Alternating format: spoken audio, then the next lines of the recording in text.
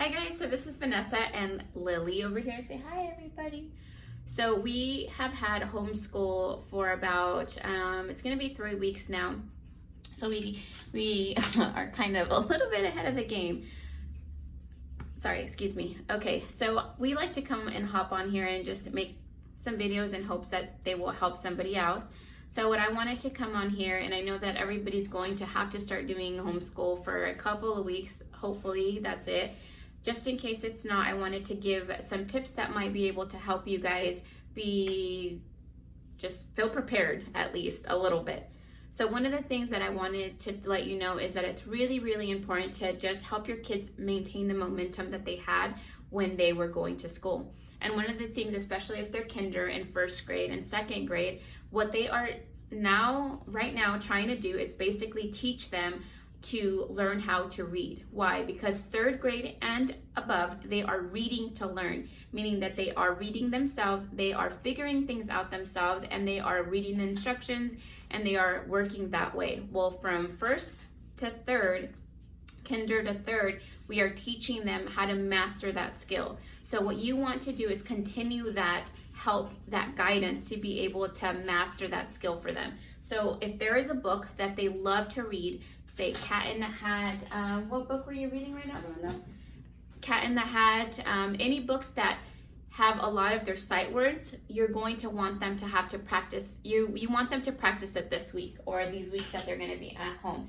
Today she has to read a book every day. So today she read, what book was it? Dog, go, dog.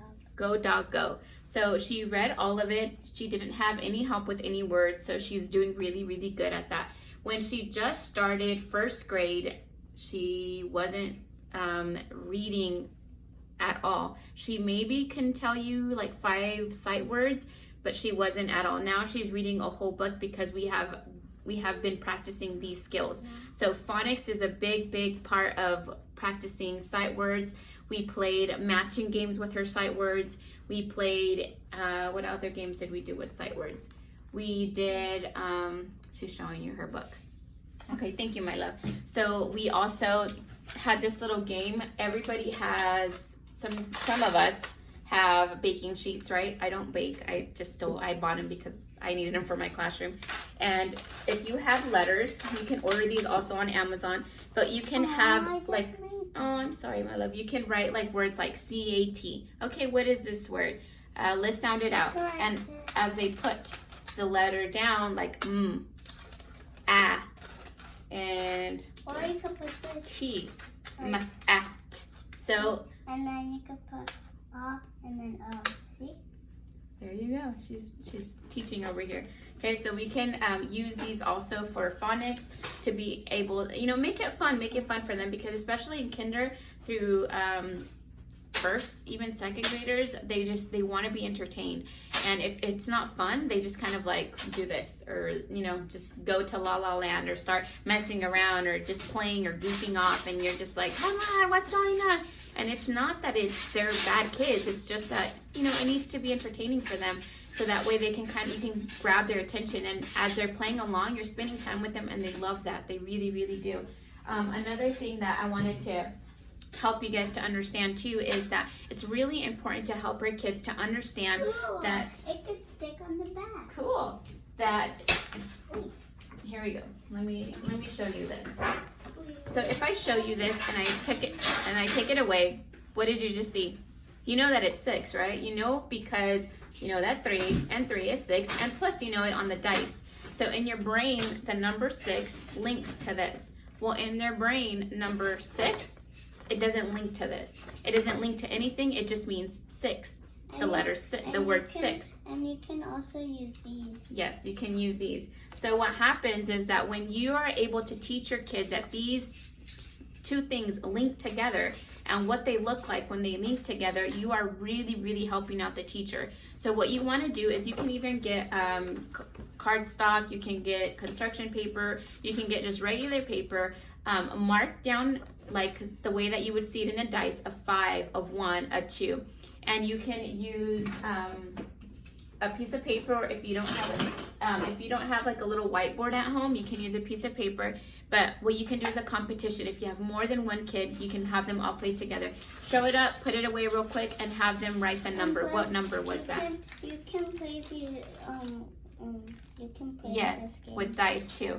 So you can do, that's also a game that you can do. Okay, and then can I see the other thing on the bottom? Maybe that fell. That.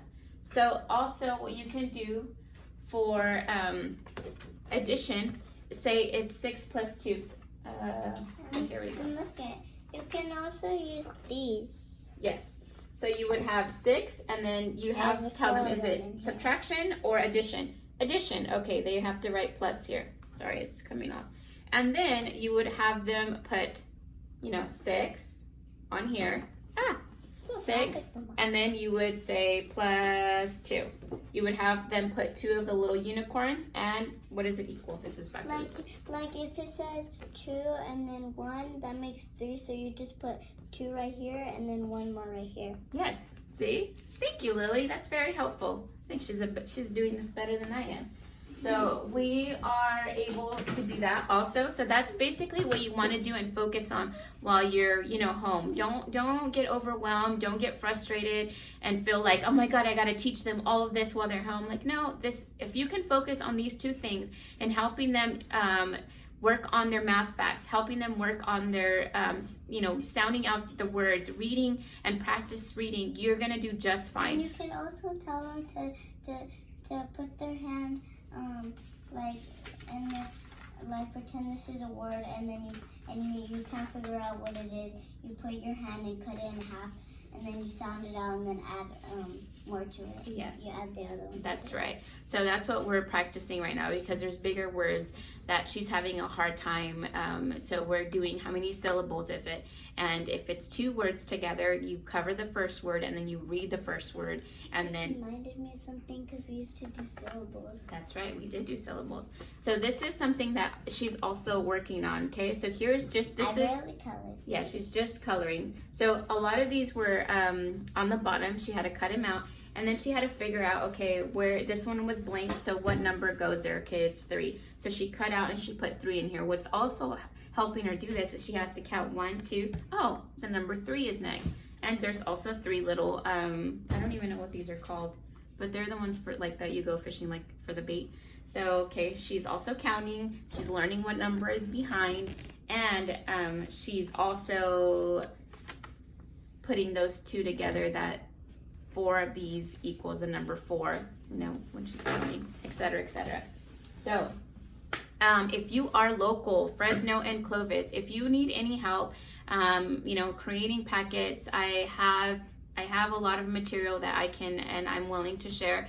And also, if you are at home and you don't want to go out, there's a website called Teachers Pay Teachers, and there's a lot of material on there that you can print out and you can use. And there's a lot of that are free that you don't have to pay anything that you can use. There are some that you do have to pay, and they have up to 12th grade, so you can use any of their material, or you can pay for any of their material, but they have pre-K to 12th grade. So hopefully that's a little bit of help and insight to be able to just give you guys extra resources, just in case that the teachers haven't got back to you guys yet of things that they want you guys to be working on with your kids. If you have any questions or you would want more support, DM me through YouTube, Instagram, the same. It's Gracefully Living with V. Can you also buy these? Yes, you can buy a timer. So you can, what else? You can find me on Facebook and just message me. I don't want to put my number out here just in case, just people are not calling me like crazy, but you can private message me.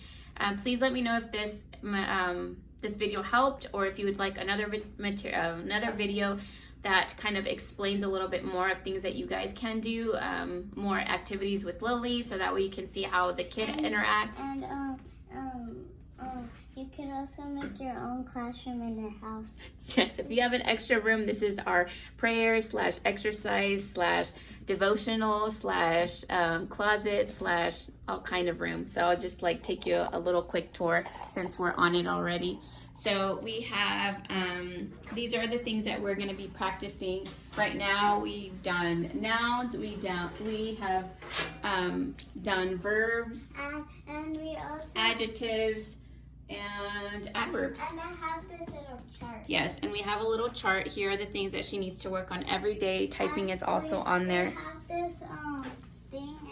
If we're doing bad, then we go all the way down, and then if we make it all the way up. Yeah, so this is like her favorite thing in the whole entire classroom because she wants to know if she's doing good or not. So we go up or we go down depending on. She likes. Because Dad gets proud of me when I go there. Yes. So we have some books over there, some material, and this is kind of like my devotional space. I have, these are all the books that I use for my devotional in the morning, during the day. I'm kind of getting into just reading a lot. It's been really interesting to just learn. And there's a book, a devotional book that I got from Grace and Company. It's called Teaching the Gospel to Yourself, and I'm really enjoying that book as well. But yeah, this is just my space. For the people that don't know, that's my husband. That's Lily right there, and then these are our 3 boys. They're way bigger than this now. Gavin is going to be 20 this year. Brandon is going to be 16 next month. Aiden is going to be 13, so they're all big. She's our last baby. So I'm definitely enjoying homeschooling them. I'm just excited to just be with them through this process. Just as it's difficult for my older one, it's difficult for me because I have to go back and just remember what I was not great at. So it's going to be a challenge, but I'm willing to just help him see that I'm willing to do this so that way he can have just that peace that he's asking for. There's a lot of stuff that have gone on through his school when he was going in the younger grades.